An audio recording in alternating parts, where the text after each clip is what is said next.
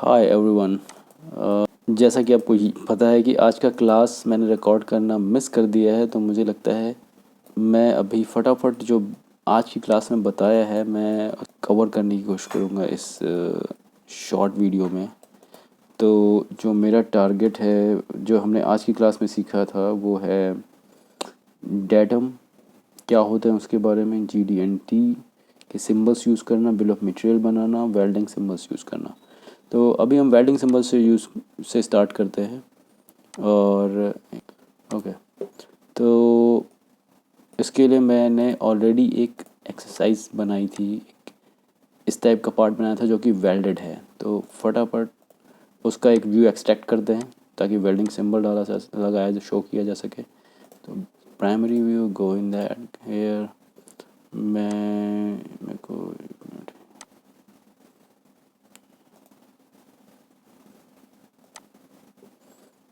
ठीक है, अपने पास ये एक व्यू आ गया। अब इसका साइड व्यू निकाल लेते हैं। तो अभी वेल्डिंग सिंबल का अगर मेरे को यूज़ करना है, गो इनसाइड, ये जो अपना टूल है एनोटेशन का, कहाँ गया? अगर आप इसको देखोगे, इसका नाम एनोटेशंस है, ठीक है। यहाँ जाओ, इन सिंबल्स का, ओह नो, ये एनोटेशन टूल में, ये तो टेक्स्ट का हम कल बात कर ही चुके थे। पहले बात करते हैं वेल्डिंग सिंबल की, उसके बाद हम बात करेंगे बिल ऑफ मटेरियल की, देन ये बलून्स, इनकी ज़रूरत पड़ेगी तब हम बात करेंगे। Now let's quickly go inside the welding symbol. Welding symbols अलग से पढ़ लेना, क्योंकि यहाँ पे वेल्डिंग सिंबल्स के बारे में डिटेल में नहीं बताऊँगा, इसको अलग से पढ़ना पड़ेगा। ये है, तो ये जो ट्रायंगल है, मतलब जो सर्किल होता है शो करता है ऑल अराउंड। ये ट्रायंगल शो करता है किस डायरेक्शन में मेरे को वेल्डिंग करनी है, ठीक है। ये एरो की डायरेक्शन में जिधर है ट्रायंगल है, शोज़ कि इस डायरेक्शन में, एरो की डायरेक्शन में वेल्ड करो। अगर ये एरो ऊपर होता है तो एरो, इसका मतलब ये होता है इसके अपोजिट में वेल्ड करो। 5 बताता है कि जो वेल्ड बीड है उसकी लेंथ कितनी, उसकी सेक्शन लेंथ कितनी है। एक तरीके से अगर मैं बात करूँ, it will be like this. तो अगर ये वेल्ड बीड है, ये एक वर्टिकल पट्टी है और ये नीचे एक शीट है, तो ये बताता है कि this what should be this. तो ये हो गया। वेल्डिंग सिंबल अलग से पढ़ने पड़ेंगे, then only it will work. यहाँ पे हम कोई मैसेज लिख सकते हैं कि बोथ साइड, या और कुछ जो भी लिखना हो। तो it was about the welding symbol. Welding दो तरीके के शो से हम शो कर सकते हैं। अगर जैसा कि ये बना हुआ है, यहाँ पे एक वेल्ड बीट बनी, इस टाइप से प्रेजेंट करना हो तो हमें इस टूल का यूज़ करना पड़ता है। एंड और कैसे करेंगे, मान लो मैंने वो टूल ले लिया, सेलेक्ट किन के बीच में भी फिलेट लगना है, फिलेट का टाइप क्या होना है, दिस टाइप का 2 1.5। मेरे को ये जो एज है उसकी लंबाई कितनी होनी चाहिए, this one.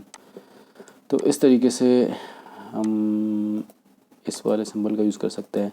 Now coming to the next item, that is bill of material. तो जैसा कल के दिन एक मैंने छोटा सा जो मेरी ट्रेनिंग क्लास थी उसमें बना के दिखाया था, this is the bill of material. एक सिंपल टाइप की टेबल होगी, कंटेंट होगा, सीरियल नंबर, आइटम का डिस्क्रिप्शन होगा, मटेरियल टाइप होगा, क्वांटिटी होगा, या और भी कुछ चीज़ें डाल सकते हैं।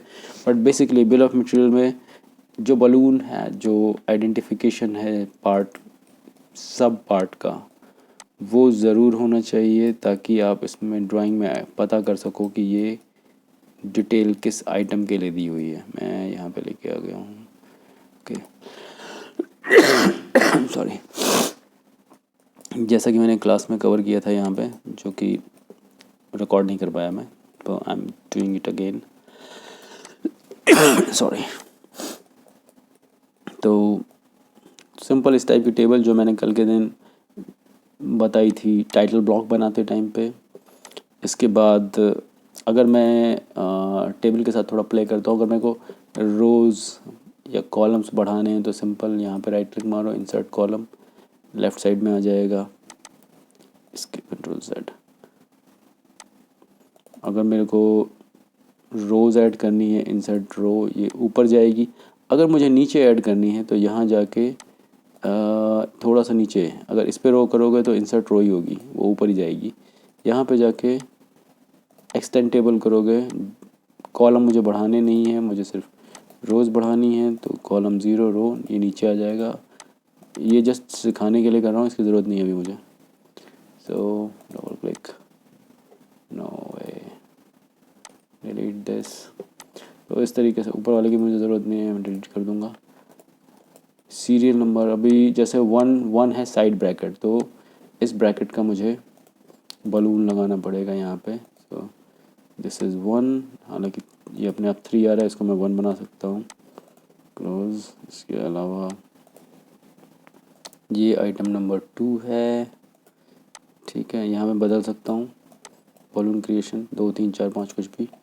दूसरा ये जो दोनों लगे हैं वो एक ही हैं, तो राइट क्लिक, ऐड लैडर, और यहाँ लगा दो, वहाँ लगा दो, जहाँ भी लग जाए वहाँ लगा दो, जहाँ पे सही लगे। नीचे जा सकता है या ऊपर, आई थिंक इट्स बेटर।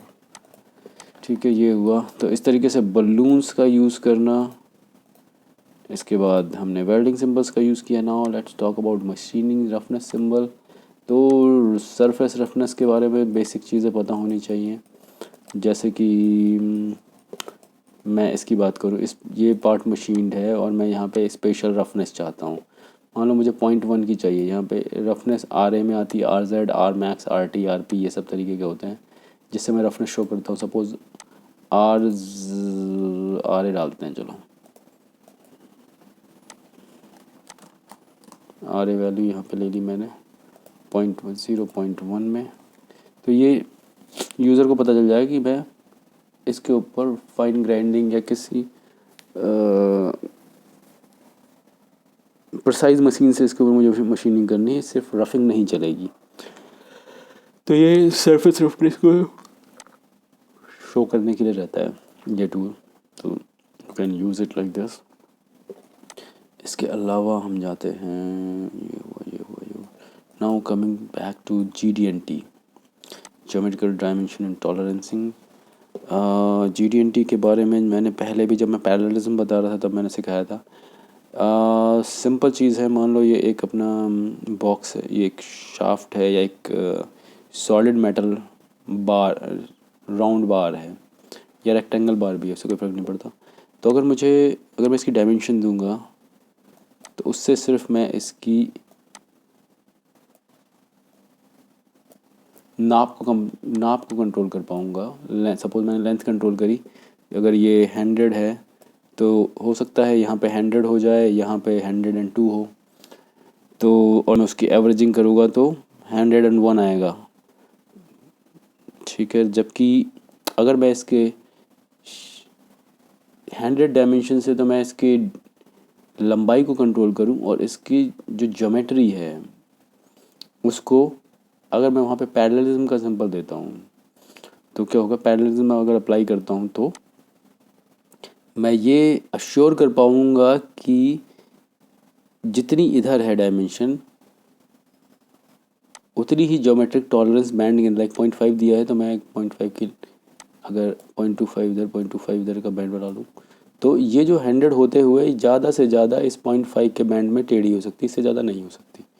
तो इस तरीके से मैं ज्योमेट्री को कंट्रोल करता हूँ। तो अब इस टाइप के सिंबल के लिए हमें एक बेस लाइन बनानी पड़ेगी जो ट्रू है, किसके रिस्पेक्ट में पैरेलल हो। तो उस जो ट्रू बेस लाइन है उसे हम डेटम कहते हैं। तो ये कैसे डिफाइन करते हैं, लाइक इस टाइप की चीज़, डेटम A, पैरेललिज्म 0.5। तो इस टाइप के सिंबल्स को दिखाने के लिए हम सिंपल ये कर सकते हैं, छोटा सा एग्जांपल, अभी मैं बहुत ज़्यादा डिटेल में नहीं जाऊंगा। मान लो ये लिया मैंने, इसकी एक्सेस दे दी, ठीक है। और डेटम कहाँ से देंगे, तो ये टूल है, इसका यूज़ करो और पुट डेटम। ये डेटम A बना दिया मैंने, बेस यहाँ A है, इसको मैं इसको बदल सकता हूँ, A कर दिया मैंने। और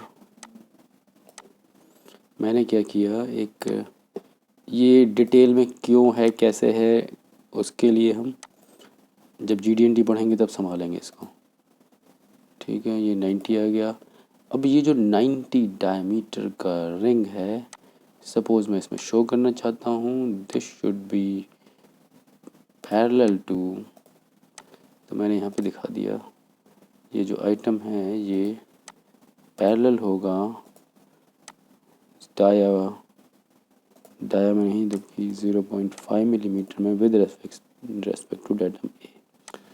ठीक है, तो ये जो आइटम है ये डेटम, ये डाया है, इसका मतलब डाया का एक्सिस।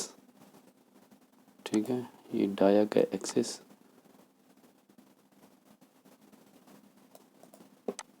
इसको ऐसे भी कर सकते हैं, चाहें तो हम